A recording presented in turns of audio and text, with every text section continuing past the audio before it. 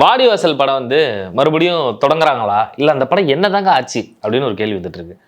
அது இல்லை, வாடிவாசல் இப்போதைக்கு வரக்கூடிய தகவல் என்னன்னா கொஞ்சம் டிலே ஆகும். பட் அடுத்து இமீடியட்டாக இந்த படம் ரெட்ரோ முடிஞ்சோடனே இந்த லக்கி பாஸ்கர் டைரக்டர் இருக்கார்ல, வெங்கி அட்டூரி, அவருடைய படம் பண்ணுறார். அதுக்கு உண்டான ஸ்கிரிப்ட் ஒர்க்லாம் போயிட்டு இருக்கு. பட் அந்த படம் உண்மையிலேயே அது ஒரு நல்ல டேரக்டர், நமக்கு எல்லாருக்கும் தெரியும். லக்கி பாஸ்கர் இன்னொரு சதுரங்க வேட்டி தான். ஸ்கிரிப்ட் வைஸ் பார்த்தா ஒரு தெலுங்கு படமாக இருந்தாலும் கூட ஸ்கிரிப்ட் வைஸ் பார்க்குறப்ப பரபரன்னு இருக்கும் படம். சொல்லப்போனால் பல பேருக்கு அந்த தெலுங்கு இந்த படம் ஒரு பெரிய லைஃப் கொடுத்த படம். வெங்கி அட்டூரி பண்ண படம். அந்த பகத் பாசிலுக்கு துல்கர் சல்மானுக்கு வேறு ஒரு மொழி சேர்ந்த ஒரு நடிகராக இருந்தாலும் இன்னைக்கு தெலுங்குல ஒரு பெரிய மார்க்கெட்டை ஓப்பன் பண்ணி கொடுத்தாரு. அந்த படம் 100 கோடிக்கு மேலே வசூலும் பண்ண படம். அப்படி ஒரு பிரில்லியண்டான டைரக்டர்.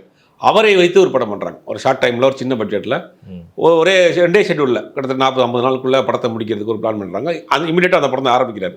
பட் வாடிவாசல் இன்னும் கொஞ்சம் டீட்டெயிலிங் தேவைப்படுது, இன்னும் கொஞ்சம் ஸ்கிரிப்ட் ஒர்க்கில் கொஞ்சம் வேலைகள் செய்கிறதுனால அது கொஞ்சம் டிலே ஆகுது. இப்போ இமீடியட்டாக ஆரம்பிக்க போகிற படம் இந்த வெங்கி அட்டூரி படம்.